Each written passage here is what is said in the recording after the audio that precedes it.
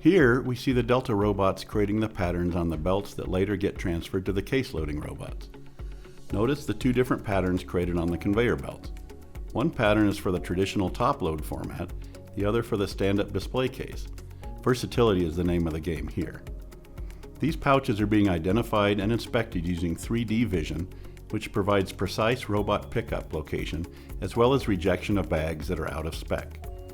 In the case of rejected pouches, these Delta robots simply do not pick them and they fall off the end of the incoming conveyor into a tote.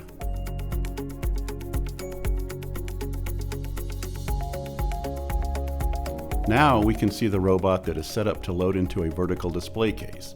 You can see the double face pattern created of overlapping bags that shoot into the waiting robot, where it collects and holds the pouches. It then pivots and places the pouches into the case, releases the pouches, releases the case, and then goes back for another load.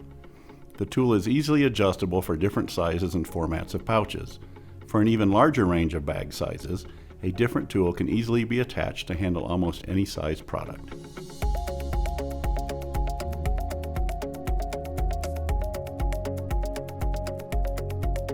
On this side, we see a robot configured to place into a top load case with an alternating flat pattern. This pattern is built with the same Delta robots and vision guidance and inspection, again resulting in only the good product being placed into the case.